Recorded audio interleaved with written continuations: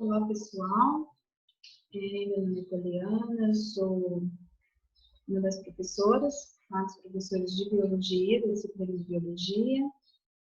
Os outros professores são a Beatriz e o Guilherme, que tiveram aula nessa semana. Nós estamos em frentes diferentes da Biologia, tá? Então, nós vamos dar assuntos diferentes, tá? Eu vou trabalhar com as aulas gravadas, então as aulas vão ficar armazenados no canal do YouTube do cursinho. Também vou trabalhar com o Classroom.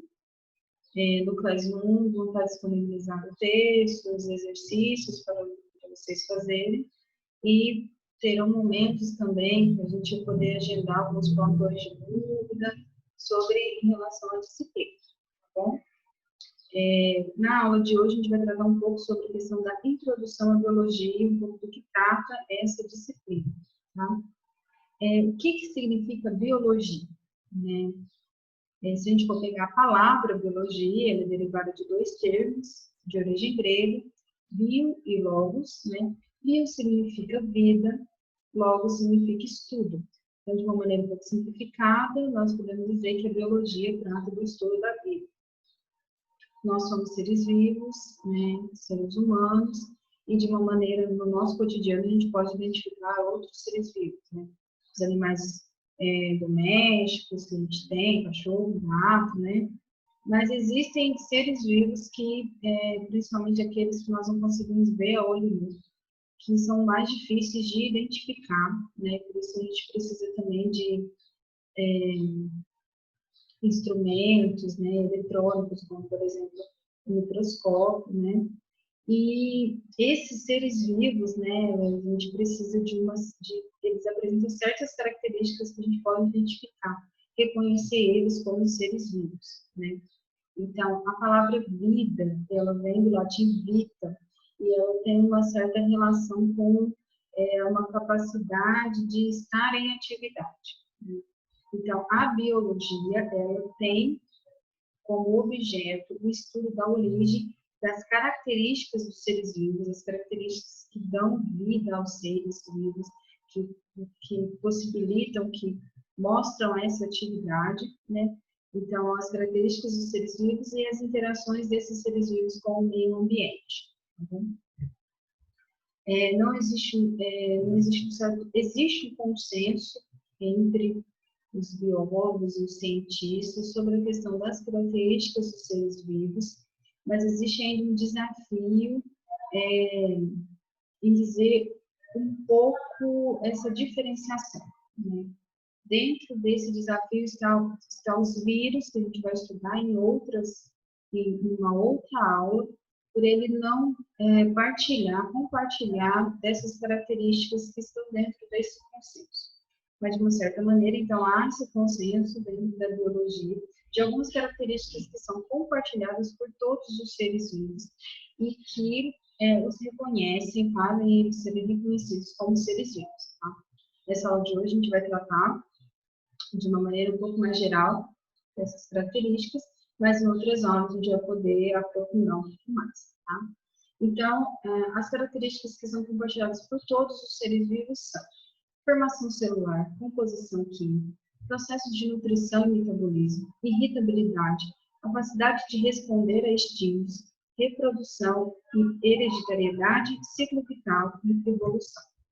Em relação à formação celular, isso quer dizer que todos os seres vivos, eles são formados por células, seja uma única célula ou seja várias células. Tá?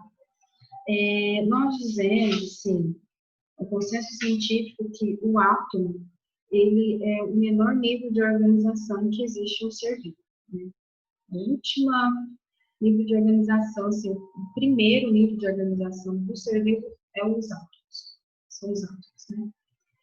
Então, o átomo, a junção dos átomos formam as moléculas, a junção das moléculas, a organização das moléculas formam as células formam os tecidos formam os órgãos formam os sistemas. Tá? Em relação a essa questão da formação celular, então, um ser pode ser formado por uma célula, ele é chamado de ser unicelular, ou ele pode ser formado por várias células. Né? células também diferentes, não só na questão da quantidade, mas também na questão da diferenciação, né, das características dessas células. Então, eles são chamados de seres pluricelulares. Aqui, como exemplo de um ser unicelular, a gente trouxe uma bactéria, né? O exemplo é da Mycobacteria tuberculosis, que é uma bactéria causadora da tuberculose, né? Essa única célula que constitui a bactéria, ela tem a capacidade de promover, de realizar tudo que o organismo necessita para poder sobreviver, tá? Nos casos dos seres pluricelulares, eles precisam de várias células diferentes para poder realizar todas as funções que o ser vivo necessita para poder sobreviver. Em relação à composição química, a composição química é uma outra característica dos seres vivos. Isso quer dizer que existe uma composição básica que as moléculas, substâncias que formam os seres vivos. Tá? Em relação a essa composição química, que pode ser variada, mas que é básica no sentido dos principais elementos químicos que compõem as substâncias, né, que fazem parte dos organismos vivos, né, nós temos alguns elementos que são os principais, que é o carbono, o hidrogênio, o oxigênio, o nitrogênio, o fósforo e o enxofre, né. A composição química, né, ela pode ser variada, mas ela basicamente vai ter presente esses elementos, pelo menos um desses elementos. Tá? Uma forma de macete, assim, para a gente poder memorizar um pouco melhor os elementos, a gente usa a palavrinha CHOMPS. Né? CHOMPS, o C significa carbono, o H hidrogênio, o oxigênio, nitrogênio, N, P fósforo e o S de enxofre. Tá? Essas substâncias elas podem ser divididas em substâncias orgânicas e substâncias inorgânicas. As substâncias orgânicas, de uma maneira, basicamente, ela é formada pela associação de alguns elementos, como o carbono, o hidrogênio e o nitrogênio. Tá? São exemplos de substâncias orgânicas, a glicose, a melanina, né, as proteínas, os lipídios, né, a glicose é um carboidrato, é uma proteína e os lipídios também, tá? E essas substâncias orgânicas, em geral, elas apresentam uma estrutura um pouco mais complexa, são substâncias maiores, né, que apresentam uma composição de elementos um pouco mais complexa. Então, por exemplo, a gente tem aqui a glicose, que é uma molécula de glicose formada por 6 átomos de carbono, 12 átomos de hidrogênio e 6 átomos de oxigênio, né? É a C6H12O6. As substâncias inorgânicas, elas têm uma estrutura um pouco menor, né? Mais simplificada, e elas são mais abundantes também nos seres vivos, as moléculas são mais abundantes na formação dos seres vivos, e elas, geralmente, elas preenchem, né, assim, algumas questões das células, alguns lugares nas células, e como exemplo a gente tem a água e os sais minerais. A água é o H2O, formada por dois átomos de hidrogênio e um átomo de oxigênio. Uma outra característica presente nos seres vivos são os processos de nutrição e o processo de metabolismo. Tá? A nutrição é a capacidade que o ser vivo tem de poder capturar moléculas, né, absorver moléculas do meio ambiente, né, e produzir sua energia a partir desses nutrientes. Tá? Os seres vivos eles podem fazer essa produção de energia, essa produção do seu alimento, na verdade, né, por dois processos, os processos autótrofos e os processos heterótrofos. Então, eles são divididos em seres autótrofos e seres heterótrofos. Os seres heterótrofos, eles têm a capacidade de sintetizar, de produzir o seu próprio alimento.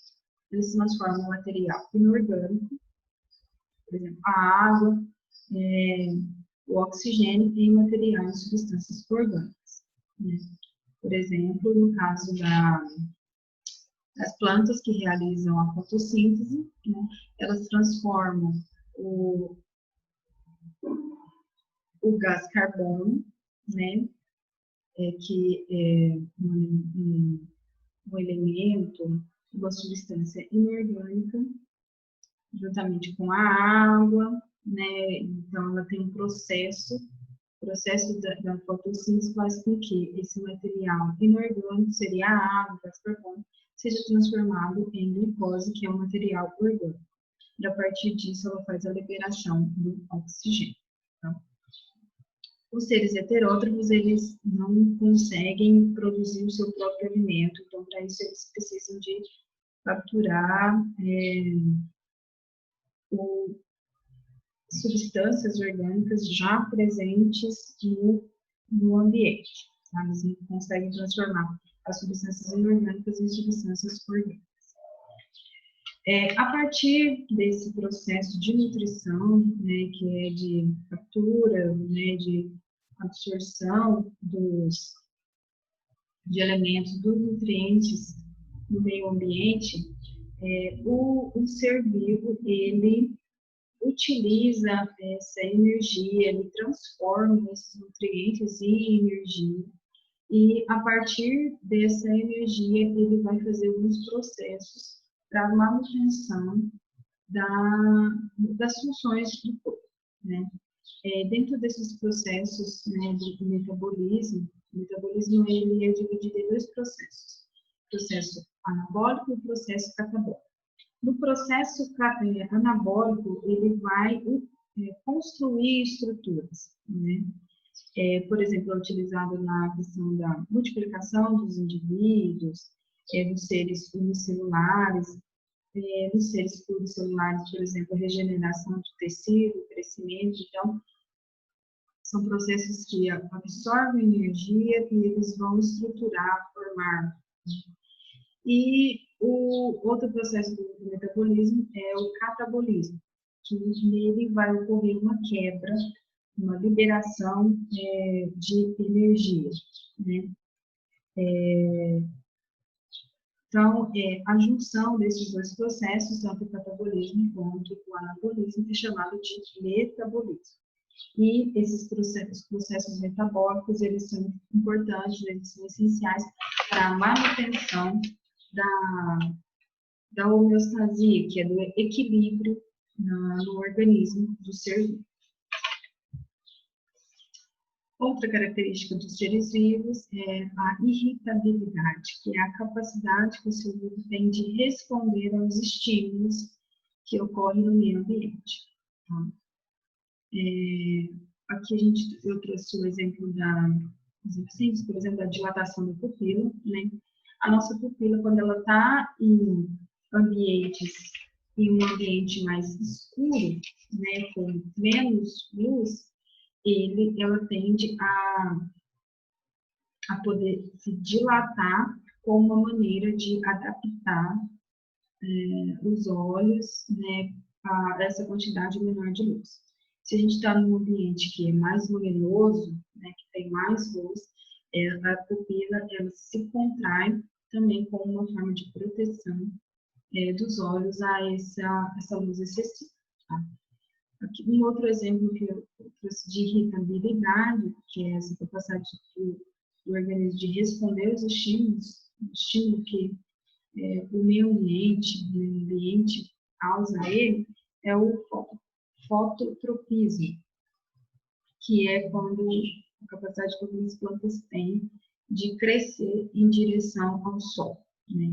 Então, as plantas elas necessitam do sol para poder realizar a sua produção de energia, né, a sua nutrição, através da fotossíntese. Então, ela cresce em direção ao sol para poder obter a sua nutrição, a sua fonte para realizar a fotossíntese. Outra característica dos seres vivos é a capacidade de reprodução e a hereditariedade, né? A reprodução é a capacidade que o ser vivo tem de poder se multiplicar, né? E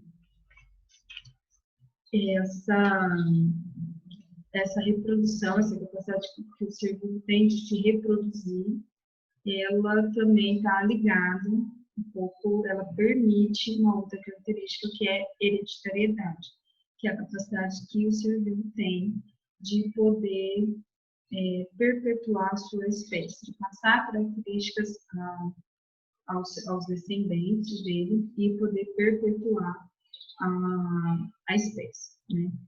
Em relação à reprodução, né, existem dois tipos de reprodução. Pode ser a reprodução assexuada e reprodução sexuada. Aqui na casa da reprodução sexuada eu coloquei o exemplo da planária, né? E a reprodução sexuada, a gente tem um exemplo mesmo do ser humano. Na reprodução assexuada, não existe a junção de materiais genéticos diferentes, né? Um único ser, um único progenitor, através da mitose, ele origina outros seres iguais a ele. No caso da reprodução sexuada, existe a junção de material genético de células sexuais diferentes, né? No caso do ser humano, então, o espermatozoide, mais do óvulo, ocorre a fecundação e isso vai dar origem a um ser diferente daquele que originou, né? Que é a junção de dois seres, né? Então, essa capacidade da reprodução permite também essa característica da hereditariedade, que é importante também a gente lembrar que as características dos seres vivos, né, no sentido de, por exemplo, vamos dizer assim, o ser humano, a forma como o ser humano ele não está ligado somente à questão genética, mas ele também está ligado à interação que essas características genéticas têm com o meio ambiente, né? Então, as características do ser vivo não estão ligadas apenas à hereditariedade, mas ela também é junção, né, é resultado da interação do conjunto genético com a interação dele com o meio ambiente. Uma outra característica dos seres vivos é o ciclo vital, que é essa possibilidade, esse processo que todo ser vivo tem de passar por mudanças ao longo da sua vida, né? Que a gente colocou o exemplo do ser humano, que é uma criança, ele vai passando por processos de mudanças ao longo de sua vida, de maturação, até o envelhecimento e até a morte. Mas a gente também tem outros seres vivos que passam por processos diferentes de maturação, de amadurecimento, né, de mudanças ao longo da vida.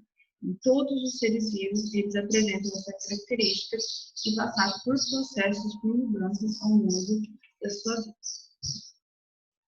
E nós temos a característica da evolução, né?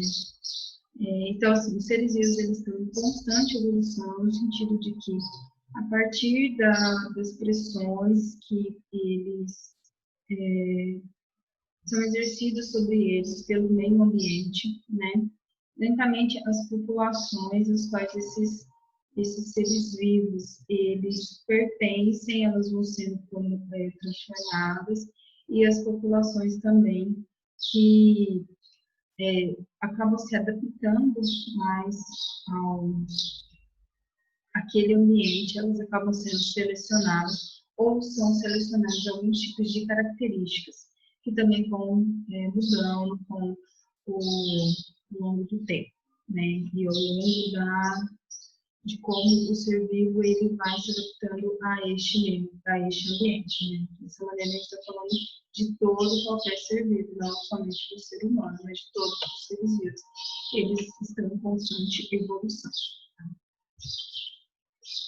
Bom, a gente vai finalizar, então, um pouco essa nossa aula introdutória, né?